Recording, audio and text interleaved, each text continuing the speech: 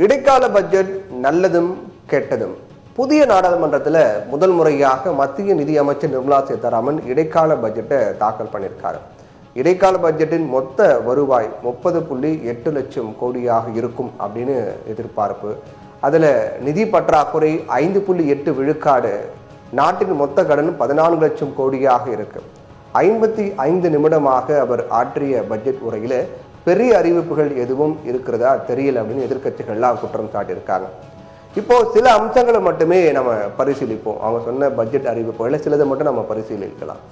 வீட்டின் மேற்கூரையில் சூரிய மின்சாரம், அதாவது சோலார் பேனல் உற்பத்தி அமைத்தால் 300 யூனிட் மின்சாரம் இலவசம் அப்படின்னு நிதியமைச்சர் நிர்மலா சீதாராமன் இடைக்கால பட்ஜெட்ல அறிவித்திருக்காரு.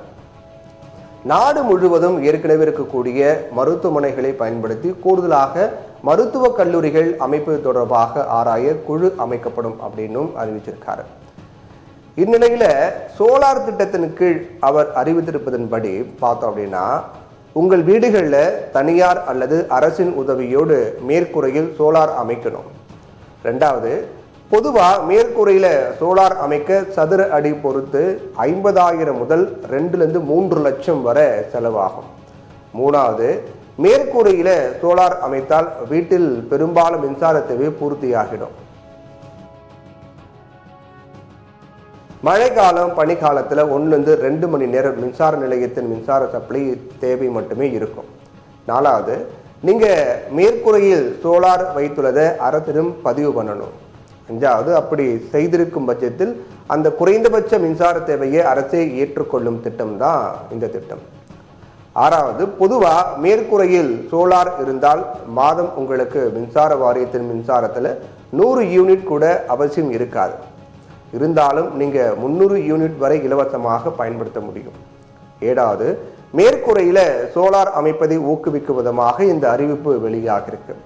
ஆனால் சோலார் பேனல் அறிவிப்புகளுக்கான சலுகைகளை மாநில அரசோடு இணைந்து செயல்படுத்தினால் மட்டுமே வெற்றிகரமாக அமையும். அதனால சோலார் பேனல்களை அமைக்க மாநில அரசோடு இணைந்து 5 ஆண்டு காலத்திற்கு மின்கட்டண சலுகை அளித்தால் மின்சார உற்பத்தியும் அதிகரிக்கும், தொழிற்சாலைகளும் பெருகும்.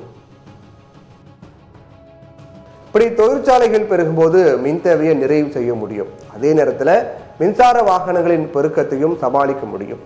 மின்சார தேவை அப்படிங்கிறது மிக முக்கியமான பிரச்சனை அப்படிங்கிறதால இதை நாங்கள் குறிப்பிடுறோம். மேலும் இந்த இடைக்கால பட்ஜெட் அப்படிங்கிறது 3 மாதத்திற்கானது மட்டுமே அப்படிங்கிறதால இதில் பெரிய முக்கியத்துவம் எதுவும் கிடையாது. வர ஜூலை மாதம் புதிய அரசு தாக்கல் செய்யும் முழு அளவிலான பட்ஜெட் மட்டுமே முக்கியத்துவம் பெறும். இருந்தாலும் தேர்தல் நெருங்குவதால் இந்த பட்ஜெட்டில் சில வரி சலுகைகளும் பொதுநல திட்டங்களும் கூடுதல் நிதியும் ஒதுக்கப்படும் அப்படின்னு எதிர்பார்ப்பது தான். ஆனால் அது நடக்கலை. இந்த நிதியாண்டில் மொத்த வருவாய் ரூபாய் 30.80 லட்சம் கோடியாக இருக்கும் அப்படின்னு மதிப்பிடப்பட்டது. இதில் வரி வருவாய் மற்றும் ரூபாய் 26.02 லட்சம் கோடியாக இருக்கும். மொத்த செலவு ரூபாய் 47.66 லட்சம் கோடியாக இருக்கும். 2024-25 ஆண்டுக்கான நிதி பற்றாக்குறை ஒட்டுமொத்த உள்நாட்டு உற்பத்தியில் 5.1 விழுக்காடாக இருக்கும். கடந்த நிதியாண்டில் நிதி பற்றாக்குறை 5.8 விழுக்காடாக இருந்த நிலையில் இந்த நிதியாண்டில் இது 0.7 விழுக்காடாக குறையும் அப்படின்னு கணிக்கப்படுது.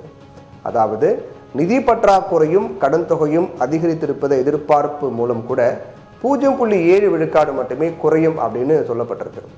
22 ஜனவரி அன்று தங்கத்தில் செய்யப்படக்கூடிய கம்பி, ஊக்கு என்பதற்கெல்லாம் எக்ஸைஸ் வரி 10 15 விழுக்காடாக்கப்பட்டது. 10 நாட்களில் நிதிநிலை அறிக்கை தாக்கல் செய்யப்படவிருக்கக்கூடிய நிலையில் இது போன்ற அறிவிப்பு நிதிநிலை அறிக்கைக்கு வெளியிலே எதற்காக செய்யப்படுகிறது தவிர இது போன்ற செஸ்கள் எதற்காக வசூலிக்கப்படுகின்றனவோ அதுக்காக செலவழிக்கப்படுறது கிடையாது அப்படின்னு சிஏஜி தெரிவிச்சிருக்கிறதே அப்படின்னு ஒரு ஊடகத்துக்கு அளித்த பேட்டியில் சொல்லியிருக்காரு காங்கிரஸை ஆதரிக்கக்கூடிய பொருளாதார நிபுணர் ஆனந்த் சீனிவாசன். கல்விக்கும் மருத்துவத்திற்கும் நிதி குறைக்கப்பட்டிருக்கு. கல்விக்கும் மருத்துவத்திற்கும் நிதி குறைக்கப்பட்டிருக்கு. பட்டியலின பழங்குடி மற்றும் சிறுபான்மை மக்களுக்கான நிதி இந்த நிதி அறிக்கையில குறைக்கப்பட்டிருக்கு. பட்டியலின மக்களுக்கான ஒதுக்கீடு ரூபாய் 9,409 கோடியிலிருந்து ரூபாய் 6,780 கோடியாக குறைக்கப்பட்டிருக்கு.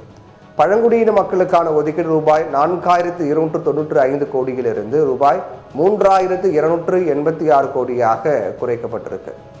சிறுபான்மை மக்களுக்கான நிதி ரூபாய் 610 கோடியிலிருந்து இப்போ 555 கோடியாக குறைந்திருக்கு. வேலைவாய்ப்பு, விலைவாசி உயர்வு போன்ற அடிப்படை பிரச்சனைகளை தீர்க்க எந்த ஒரு திட்டங்களையும் தீட்டாம காங்கிரஸ் அரசாங்கம் கொண்டு வந்த மகாத்மா காந்தி ஊரக வேலைவாய்ப்பு திட்டத்தை விமர்சித்த பாஜக இன்னைக்கு அதற்கு ரூபாய் 88,000 கோடி ஒதுக்கீடு பண்ணியிருக்காங்க.